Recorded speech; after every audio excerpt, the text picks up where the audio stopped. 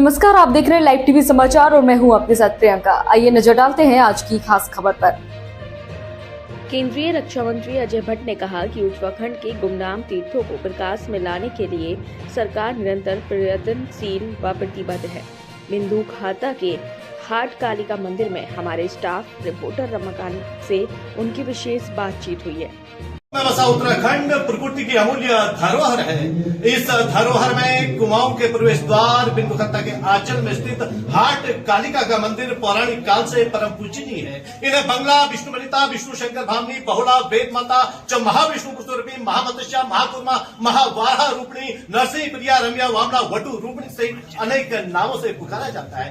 आज देवी के इस पावन दरबार में केंद्रीय रक्षा राज्य मंत्री माननीय श्री अजय भट्ट जी ने अपने आराधना के श्रद्धा पुष्प अर्पित किए। आइए मैं सीधे ले चलता हूं आपको उनके सानिध्य में कि उन्होंने क्या कुछ क्षेत्र की सुख, समृद्धि एवं मंगल कामना को लेकर क्या मां के चरणों में अर्पित किया। सीधे ले चलते हैं। भट्ट जी, आपका बहुत बहुत स्वागत है और आपसे आज यह जानना चाहेंगे कि आज आप विश्व की सर्वश्रेष्ठ शक्ति हाट कालिका माता की, जिसका गुणगान शब्दों में नहीं किया जा सकता है, स्कंद पुराण के मानस खंड में जिनकी महिमाएं भरी पड़ी है, ऐसे दरबार में, जिस दरबार की ज्योति बिंदुखत्ता में स्थापित है, उस दरबार में पहुंच करके आज आपने अपने आराधना के श्रद्धा पुष्प मां हाट कालिका को समर्पित किए। तो इस अवसर पर स्थानीय जनता के नाम अजय भट्ट जी का क्या रहेगा पैगाम, दो शब्द के रूप में संदेश।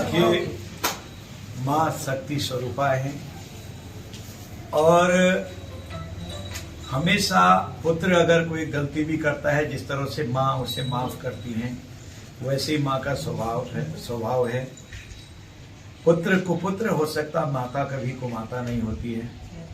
हम सबकी रक्षा करने वाली हैं। हमारे रोग, दोष, शोक, संताप इनको हरने वाली हैं और श्रद्धा, भक्ति, ज्ञान वृद्धि करने वाली हैं।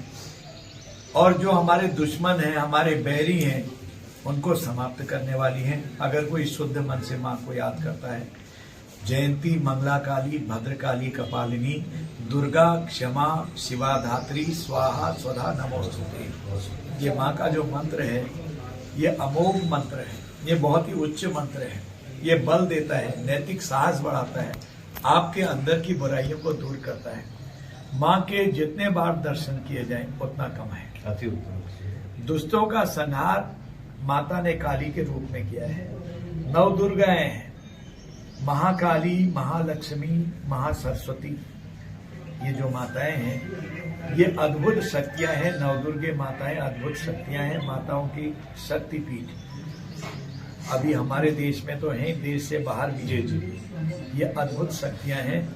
शक्ति स्वरूपा माता की कृपा सब पर बनी रहे, हमारे देश पर बनी रहे, हमारे प्रदेश पर बनी रहे, मेरे क्षेत्र के लोगों पर बनी रहे। क्षेत्र तो सब अपना ही है, मेरा क्षेत्र तो पूरा देश ही है। और विश्व में शांति आए और जो असामाजिक तत्व हैं, जो राक्षसी प्रवृत्ति के लोग हैं, उनकी राक्षसी प्रवृत्तियां समाप्त होके वो देवत्व की ओर आए। और जो फिर भी नहीं आते हैं तो उनका मस्तक मर्दन हो, उनका समापन हो, ताकि वो मानवता के लिए खतरा न बन पाए। ये मैं प्रार्थना हमेशा करता हूँ। और दूसरा, जब भी मैं पूजा करता हूँ, मां काम, क्रोध, मद, लोभ, दंभ, पाखंड, छद्म, ईर्ष्या, यह हर मनुष्य में है। ये न्यून होते जाए, कम होते जाए, यह आंतरिक दुश्मनों का नाश हो। मनुष्य का स्वभाव है, झूठ भी बोलता है, कुकर्म, दुष्कर्म, पाप कर्म जितने जाने अनजाने में हो जाते हैं, उसे माफ करके कभी भी ऐसे काम हाथ से ना हो। जितने हो सत्कर्म हो, ऐसी कृपा करें मां। बिना आपकी कृपा के ये संभव नहीं है। मैं सभी जनता से प्रार्थना करता हूँ, मां शक्ति स्वरूपा है। हमेशा मां के भजन कीर्तन, उनका जप, उनके प्रति स्नेह अनुराग रखना चाहिए। वो आपकी हर संकटों को चुटकियों में दूर कर देती हैं और आपकी मनोकामनाओं को, हम सब की मनोकामनाओं को भी चुटकियों में पूरा कर देती हैं।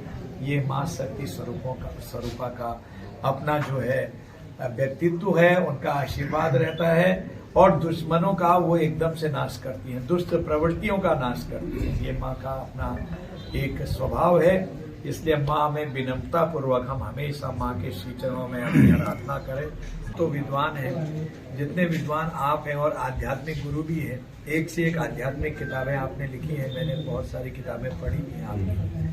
तो आपकी वाणी में सरस्वती माता का वास है। ये तो सब आपका स्नेह है, लेकिन मैं एक चीज और जानना चाहूंगा आपसे इसी बीच में। यह वर्तमान युग राम का युग है और हमारे उत्तराखंड में हम यदि कालीकोट से शुरू होते हैं तो महर्षि पुलस्त्य ऋषि की जो भूमि है, रावण के जो दादाजी रहे वो राम से जुड़े रहे, और उत्तर भारत का जो रामेश्वर है घाट पनार के पास, वो भी गुमनामी के साय में है। जिस पाताल भुवनेश्वर का आप जिक्र कर रहे हैं, उस पाताल भुवनेश्वर की खोज भी रामचंद्र जी के पूर्वज राजा ऋतुपर्ण जी ने की थी, और राजा दिलीप की जो गुफा है वो भी रामचंद्र जी के पूर्वज रहे, चंडिका गुफा। तो उन क्षेत्रों के विस्तार के लिए आप अपने स्तर से क्या प्रयास करेंगे, क्या प्रयास करेंगे? हमारी राज्य सरकार इसको करती है जी, और कभी मैं आपके साथ बैठ के इन सारी चीजों को लिस्ट बनाऊंगा। मेरी कृपा होगी आपकी, अगर आप एक लिस्ट भेज देंगे इनके बारे में, मैं अपने मुख्यमंत्री जी से भी बात करूंगा। बहुत सुंदर बात आदरणीय भट्ट जी, आपने अपना अमूल्य समय हमें प्रदान किया, आपका बहुत बहुत धन्यवाद। और हम भी इस तरह से कामना करते हैं कि आपका जीवन यशस्वी और मंगलमय रहे और आप हमारे बीच में इसी तरह पहुंचकर अपना स्नेह व आशीर्वाद बनाए रखें। हाट कालिका मैया की